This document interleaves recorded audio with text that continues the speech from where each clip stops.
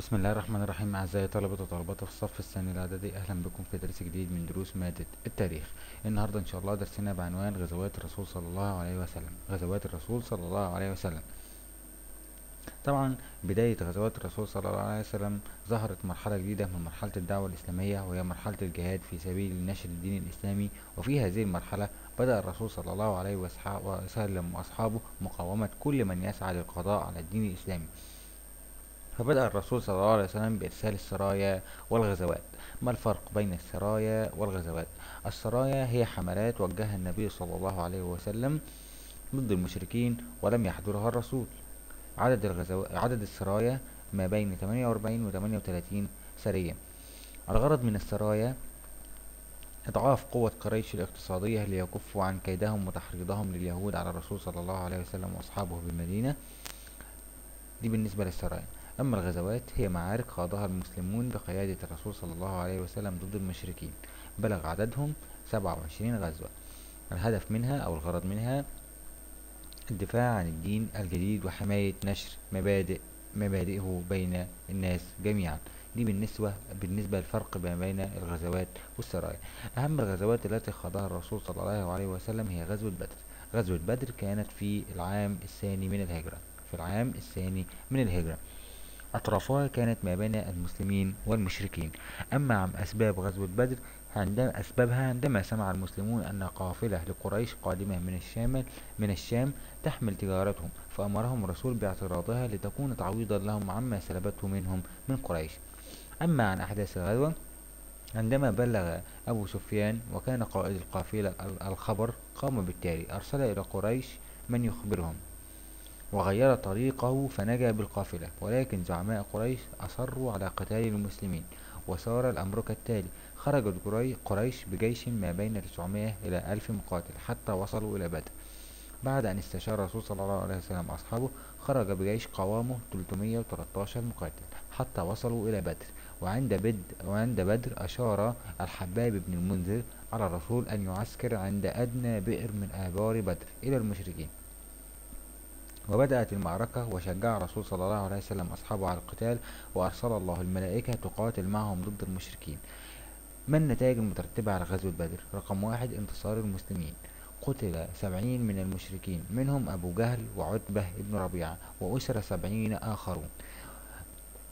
واستشهد من المسلمين 14 رجلا. ومن الدروس المستفادة من غزوة بدر: رقم 1: الاستشهاد في سبيل نصر دين الله. 2: أن مبدأ الشورى من الأمور الهامة، بما تفسر سميت غزوة بدر بغزوة الفرقان، لأن الله فرق بين الحق والباطل.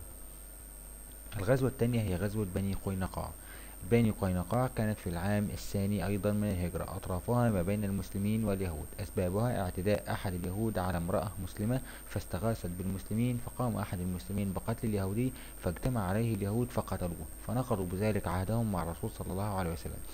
أما عن أحداث الغزوة: حاصرهم الرسول صلى الله عليه وسلم 15 ليلة، وأنزل الله في قلوبهم الرعب، ومما أدى إلى هزيمتهم. أما النتائج المترتبة على غزوة بني قينقاع: رقم 1: تخلص الرسول من أول طائفة من اليهود، حيث أمرهم بالخروج من المدينة بعد أن أخذ أسلحتهم. الغزوة الثالثة هي غزوة أحد. غزوة أحد كانت في العام الثالث من الهجرة. أطرافها كانت ما بين المسلمين وقريش. أما أسبابها: رغبة قريش في الانتقام من المسلمين بعد بدر، ففيها تحرك المشركين بجيش بلغ عدده 3000 مقاتل، ونزلوا قرب جبل أحد.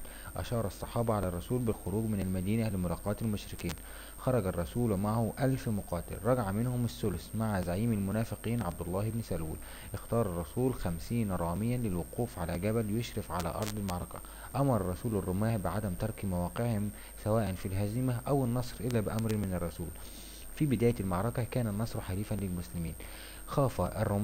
خالف الرماة أوامر الرسول، وتركوا أماكنهم لجمع الغنائم عندما رأوا هزيمة المشركين.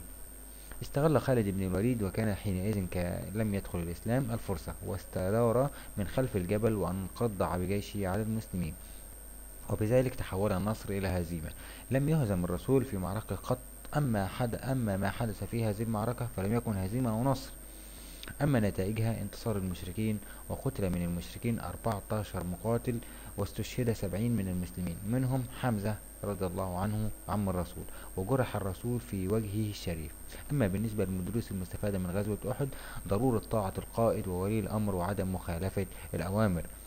خرج طبعا في هذه الغزوة عدد من براعم المسلمين، منهم أسامة بن زيد وعبد الله بن عمر ورافع بن خديج وزيد بن ثابت والبراء بن عازب وسمرة بن جندب، ولكن الرسول لم يأذن إلا لسمرة ورافع لقدرتهما على القتال.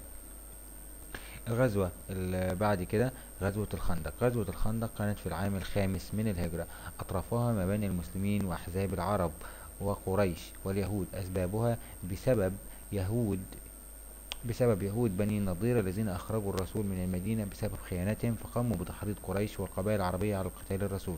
أما أحداثها: خرجت قريش وحلفائها بجيش بلغ 10,000 مقاتل نحو المدينة، وأشار سليمان الفارسي على الرسول بحفر خندق حول المدينة، وخرج الرسول ب3,000 مقاتل، فجعل الجبل خلفه والخندق أمامه. عندما رأت قريش الخندق قالت إنها مكيدة ما عرفتها العرب من قبل، وفرضوا حصارا على المدينة استمر شهرا. زاد الحصار زاد الخطر على المسلمين عندما غادر يهود بني قريظة بعهد رسول الله، وأتى النصر من عند الله عندما أرسل ريحا شديدة اقتلعت خيام المشركين، وأدخل الله الرعب في قلوبهم فعادوا خاسرين، وبذلك خسر المشركين في معركة الخندق أو في غزوة الخندق. من النتائج المترتبة على غزوة الخندق: رقم واحد: انتصار المسلمين، وقرر أبو سفيان العودة إلى مكة. توجه الرسول إلى يهود بني قريظة وحاصرهم، وحكم فيهم سعد بن معاذ بأن تقتل مقاتلتهم وتسبى نساءهم وتقسم أموالهم. وهكذا تخلص الرسول من الطائفة الثالثة من اليهود. كان الرسول قد تخلص من الطائفة الثانية من اليهود عندما أخرج يهود بني النضير من المدينة. كانت غزوة الخندق آخر محاولة تقوم بها قريش للقضاء على المسلمين، بل تحول الموقف في صالح المسلمين، حيث تحول موقف المسلمين من الدفاع إلى الهجوم. آخر حاجة هناخدها النهاردة: صلح الحديبية. تاريخه في العام السادس من الهجرة. أما مكانه في الحديبية بالقرب من مكة، أطرافه ما بين المسلمين وقريش.